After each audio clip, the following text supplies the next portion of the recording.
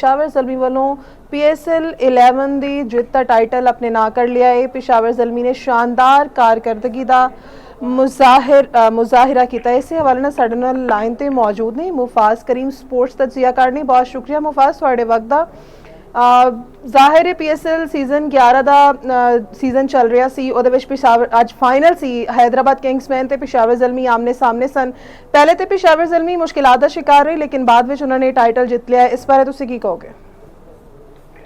देखो जी, सब तो पहले मैं क्रेडिट देने चेयरमैन पीसीबी मुफ्ती साहब नूं ते साडे जिन्ने भी जवान ने, भावें वो फौजी होण, रेंजर्स या पुलिस, सब ने ताउन किया। ते गर्मी दे विच ते तुहानूं पता है कि खिलाड़ियों ने जिन्होंने जिहड़े व्यूअर्स ने आए ने स्टेडियम में वेखण, उन्होंने सर्व किया बड़े शानदार तरीके नाल निकात होया ते अच्छा मैच भी होया, क्योंकि हैदराबाद किंग्समैन ने जिस इंटेंट नाल कोशिश की है 4 विकेटां हासिल की, लेकिन उस तो बाद फिर तुहानूं पता अब्दुल समद खेडते रहे ने, उन्होंने भी 4 छक्के लाए ने।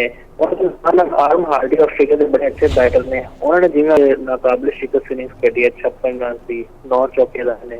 उन्होंने फतूहात लंबी, उन्होंने इस तो पहले 2017 से भी तुहानूं पता है कि जीत चुके ने इवेंट 2026 बाबर आजम कप्तान ने। ते बड़ा अच्छा उन्होंने कॉन्ट्रीब्यूशन है इस पूरे इवेंट। सिर्फ एक मैच हारे ने, बाकी सारे जिते ने। आज से बाबर नहीं चल सके, लेकिन उन्होंने टीम है जिवें मैं गल की थी, बैकअप प्लान उन्होंने को मौजूद है। खिलाड़ी नहीं चलता थलों आके रन हो जाते हैं। खुशहाल मेंडिस भी आज इस तरह परफॉर्म नहीं कर सके, लेकिन फिर आर्म हार्डी ते अब्दुल समद ने बड़ी जबरदस्त बैटिंग की है।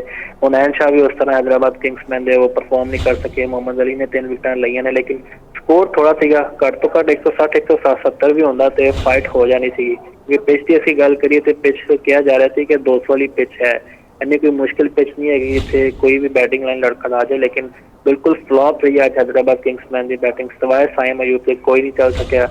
बास सदाकत को भी उम्मीद थी कि उन्होंने बल्ला चलेगा, लेकिन वो भी फ्लॉप रहे ने। फिर मानस लबूशन उत्ते तनकीद होती रही है कि वो अंदाज में परफॉर्म तो नहीं कर सके। कुछ मैचों में थोड़ा बहुत तो चले थे, लेकिन आज 20 रन बना के आउट हुए हैं। लेकिन असं मुबारकबाद देंगे जी पिशावर ज़ल्मी नूं, उन्होंने फैंस को भी, जिस अंदाज से उन्होंने टीम ने इवेंट किया पूरी परफॉर्म। आज तक तारीख कोई भी टीम इस अंदाज में परफॉर्म नहीं कर सकती।